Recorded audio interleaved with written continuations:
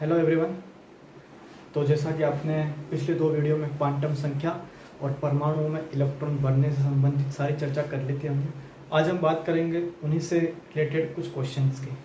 तो आइए पहले क्वेश्चन की तरफ देखते हैं। मैं बोल रहा हूँ कि निम्न में से कौन सा कक्षक नाभिक के निकटतम होगा। ठीक है, कौन सा ऑर्बिटल न्यूक्लियस के सबसे क्लोज होगा। ठीक है, कौन सा ऑर्बिटल न्यूक्लियस के सबसे क्लोज होगा, जिसके n+l की वैल्यू कम होगी, जिसके n+l की वैल्यू कम होगी, उसकी ऊर्जा कम होगी, जिसकी एनर्जी कम होगी, वो न्यूक्लियस के पास में होगा। मैं सबके n+l की वैल्यू निकाल दूं, जिससे n+l की वैल्यू हमको पता चलती है, हमको ये पता चल जाएगा कि न्यूक्लियस के सबसे पास में कौन है। आपको पता है 5f के लिए n की वैल्यू 5 होगी। ठीक है, और इसी के लिए f के लिए l की वैल्यू आप निकाल के आ रहे हो 3, 5 + 3 8 आ गई। आपको पता है 6d के लिए हम जब बात करते हैं तो n की वैल्यू 6 और 2 आपकी l उपकोष के लिए d उपकोष के लिए l की वैल्यू 2 आ रही थी, तो 6 + 2 8। आइए हम बात करते हैं 7s के लिए। आपको पता है 7 तो n की वैल्यू और आपके l की वैल्यू कितनी आएगी s उपकोष के लिए 0। 7 + 0 7 और लास्ट और फाइनल आपका 7p। तो आइए बात करते हैं 7p की। 7 + 1 8। ठीक है, तो आपको आइडिया लग गया होगा कि सबसे कम n+l की वैल्यू n+l नियम के अकॉर्डिंग c के एनर्जी सबसे कम, इसलिए आपका c ऑर्बिटल सबसे क्लोज होगा, न्यूक्लियस के सबसे ज्यादा क्लोज इन चारों में से 7s। हम बात करते हैं दूसरे क्वेश्चन की तरफ। निम्न में से कौन सा नियम n परमाणु में, नाइट्रोजन परमाणु में 3 अयुग्मित इलेक्ट्रॉन की उपस्थिति सिद्ध करता है। यानी मैं आपको बोल रहा हूं कि नाइट्रोजन एटम के लिए कौन सा रूल है जो 3 अनपेयर्ड इलेक्ट्रॉन की उपस्थिति सिद्ध करता है। ठीक है, आइए हम नाइट्रोजन का विन्यास लिख के देखते हैं। नाइट्रोजन 7 नंबर पे आता है, 1s2 2s2 2p3 हो गए 7। ठीक है, हम पहले भर के आ रहे हैं। s में 2, 2s में 2, मैं बात कर रहा हूं 2p की। p में 3 ऑर्बिटल होते हैं, 3 कक्षक होते हैं। आइए भरते हैं हम 1 2 और 3। ये 3 अयुग्मित इलेक्ट्रॉन है, ये 3 कपल नहीं बने हैं। यानी ये कौन से नियम के अकॉर्डिंग कपल नहीं हुए हैं? पहले इलेक्ट्रॉन सिंगल भरे जाते हैं, उसके बाद कपल होना स्टार्ट होते हैं। पहले इलेक्ट्रॉन एकल भरे जाते हैं, फिर कपल होना स्टार्ट होते हैं। हुंड का नियम। ठीक है, अफबोल नियम ये कहता है कि एनर्जी के बढ़ते हुए क्रम में, तो एनर्जी के बढ़ते हुए क्रम में चल रहा है। आपका पाउली नियम ये कहता है कि एक कक्षक में अधिकतम 2 इलेक्ट्रॉन आ सकते हैं, तो इसमें 2 इसमें 2, अधिकतम 2 इलेक्ट्रॉन आ सकते हैं और सिंगल भी आ सकता है। ठीक है, और हाइजेनबर्ग का इधर कुछ लेना देना है ही नहीं।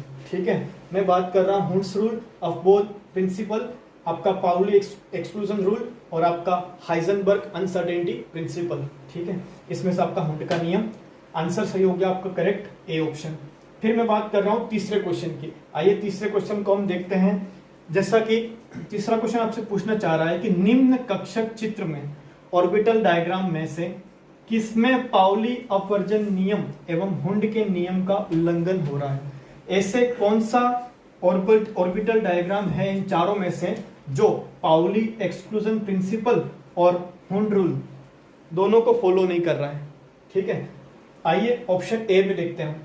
ऑप्शन ए, फर्स्ट में हमने 2 इलेक्ट्रॉन भरे, फिर उसके बाद में एक इलेक्ट्रॉन। ठीक है, ये पाउली नियम को भी फॉलो कर रहा है और ये आपके हुंड नियम को भी फॉलो कर रहा है। आइए सेकंड ऑप्शन, फर्स्ट में 2, फिर 3 के बाद 2। ठीक है, ns2 np5, ये भी आपके पाउली नियम और हुंड के नियम को फॉलो कर रहा है। आइए थर्ड ऑप्शन में देखिए, थर्ड ऑप्शन में ध्यान देना। सबसे पहले 2 इलेक्ट्रॉन भरे हुए, ओके डन। उसके बाद में 2 भर दिए, जबकि एक सिंगल यहां आना चाहिए था। एक सब में भरेंगे, उसके बाद युग्मित होंगे, लेकिन ये हुंड के नियम को फॉलो नहीं कर रहा है, लेकिन ये पाउली के नियम को फॉलो कर रहा है। क्यों?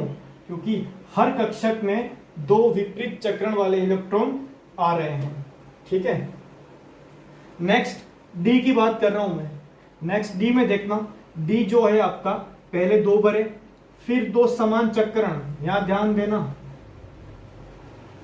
बी और सी, आपका सी और डी, यहां पे थोड़ा कंफ्यूजन वाला मैटर था, जिसमें यहां पे हुंडी के नियम का पालन भी नहीं हो रहा है और आपके पाउली एक्सक्लूजन प्रिंसिपल को भी फॉलो नहीं कर रहा है। तो आपका ऑप्शन डी करेक्ट आंसर। मैं आपसे बात कर रहा हूं अगले 4 क्वेश्चन की, ठीक है। देखते हैं चौथा क्वेश्चन। मैं बोल रहा हूं किस उपकोष में अधिकतम 10 इलेक्ट्रॉन रह सकते हैं? कौन से सबशेल में मैक्सिमम 10 इलेक्ट्रॉन रह सकते हैं? ठीक है, आइए ऑप्शन क्या है, 2D, 3D, 3DXY, 3DZ²। ठीक है, इसको सॉल्व करता हूँ। 2D, ये तो कक्षक ही पॉसिबल नहीं है। 2D क्यों? क्योंकि n की वैल्यू भी 2 हो गई, ध्यान देना, बोल रहा हूं कि n की वैल्यू भी 2 हो गई और l की वैल्यू भी 2 हो गई। देखो d के लिए l कितना होता है 2 और n की वैल्यू 2, और मैंने आपको पहले ही बता रखा था जब n प्लस l और द्विगंशी क्वांटम संख्या के बारे में पढ़ा था हमने कि n is not equal to l, n हमेशा बड़ा होगा l से। ठीक है, तो ये तो ऑप्शन ही गलत हो गया है हमारा। अब मैं बोल रहा हूं कि आपके d में 5 ऑर्बिटल होते हैं, d सबशेल में 5 ऑर्बिटल होते हैं। ठीक है, इस तरह से 5 ऑर्बिटल हमारे d में होते हैं। उसमें एक dxy होता है, dyz होता है, dzx होता है, dx²-y² होता है और लास्ट में dz² होता है। ये 5 ऑर्बिटल हमारे d में होते हैं। अब ये बोल रहा है 3dxy, ये रहा dxy, अरे इसमें तो 2 ही आएंगे मैक्सिमम, dxy में केवल 2 इलेक्ट्रॉन आ सकते हैं। ये बात कर रहा है 3dz², भाई z² में भी मैक्सिमम 2 आ सकते हैं, लेकिन ये बोल रहा है 3d, ये टोटल इस d में कितने आ जाएंगे 10। तो ऑप्शन नंबर बी आपका करेक्ट हो जाएगा। अधिकतम इलेक्ट्रॉन किस में रह सकते हैं 3d में। ठीक है, आइए नेक्स्ट 5वां क्वेश्चन। मैं बोल रहा हूँ कि d6 विन्यास द्वारा उत्पन्न कुल चक्रण, स्पिन के लिए क्वेश्चन पूछ रहा है। ये बोल रहा है कि d6 मतलब d सबशेल में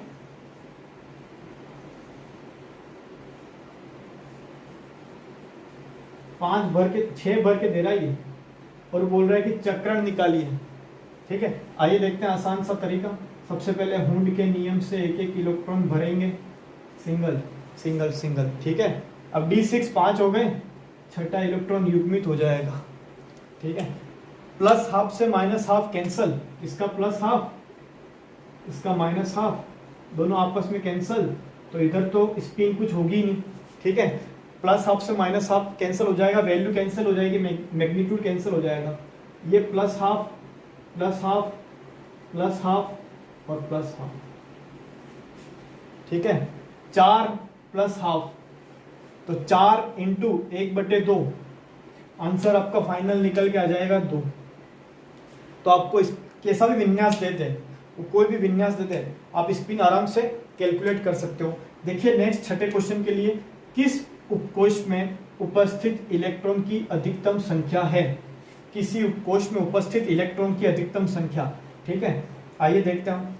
2l+1, आपको पता है s में मैक्सिमम 2 इलेक्ट्रॉन रह सकते हैं, या आपका s उपकोष, और s में मैक्सिमम 2 रह सकते हैं, p में मैक्सिमम 6 रह सकते हैं, d में हमने देखा 10 रह सकते हैं। ठीक है, तो किस फॉर्मूले के अकॉर्डिंग, तो आइए हम देखते हैं।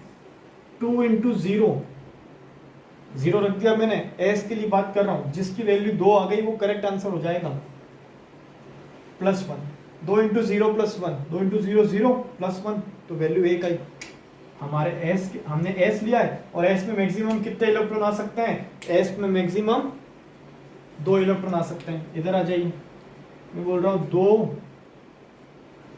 2 इंटू 0 +1। ठीक है, यहाँ कुछ आशा लग रही है हमको। ये 1, ये 0 +1 1 इंटू 2 आ गया हमारा आंसर।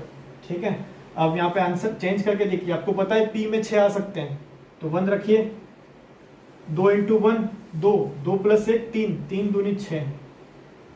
ठीक है, आइए 2 रखिए, आपको पता है d के लिए 2 होता है, और d में अधिकतम 10 आ सकते हैं। फॉर्मूला से 2 इंटू 2 4, 4 + 1 5, 5 दूनी 10। तो ऑप्शन नंबर बी आपका सही आंसर हो जाएगा। नेक्स्ट आपका question number 7, n is equal to 3, l is equal to 2, n is equal to 3, l is equal to 2 quantum संख्याओं के लिए उपकोश में उपस्थित इलेक्ट्रॉन की अधिकतम संख्या। n और l क्वांटम नंबर आपको दिए हुए हैं, आपको सबशेल में मैक्सिमम इलेक्ट्रॉन कितने होंगे वो बताना है। तो इससे पहले आपको सबशेल पता होना चाहिए। सबशेल पता लगाने के लिए आपको n और l की वैल्यू दे रखी है। n से आपको पता चल गया कि आपके पास में 3, इसका प्रिंसिपल क्वांटम नंबर क्या आ जाएगा 3, ठीक है। और L is equal to 2, L is equal to 0 तो S, L is equal to 1 तो P, L is equal to 2 तो D। बात कर रहा हूँ 3D की। अभी हम ऊपर पढ़ के आए 3D में मैक्सिमम 10 इलेक्ट्रॉन होते हैं, तो आंसर आपका ऑप्शन डी करेक्ट हो जाएगा। ऑप्शन नेक्स्ट डी करेक्ट हो जाएगा। आइए नेक्स्ट 3 क्वेश्चन और क्वेश्चन 8, 9 और 10। मैं सबसे पहले बात करता हूँ क्वेश्चन 8 की। किसी इलेक्ट्रॉन के लिए क्वांटम संख्याओं का सेट संभव नहीं है। इसमें से इन चारों ऑप्शन में से एक सेट है जो संभव नहीं है, जो पॉसिबल नहीं है। इन क्वांटम नंबर के सेट में कोई एक सेट पॉसिबल नहीं है। तो आइए देखते हैं कौन सा पॉसिबल नहीं है। मैं बोल रहा हूँ n इज इक्वल टू 1 और l is equal to 0। n की वैल्यू हमेशा ज़्यादा होती है l से, संभव है, ये सारा संभव है, ठीक है। n की वैल्यू 0 होती है, s+/2 संभव है, यहाँ भी क्लियर है।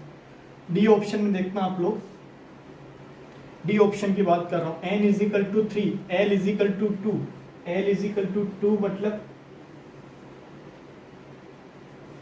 डी ऑर्बिटल की बात कर रहा हूँ। डी ऑर्बिटल मतलब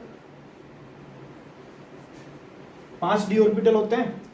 डी उपकोश में 5 डी ऑर्बिटल आपके, ठीक है।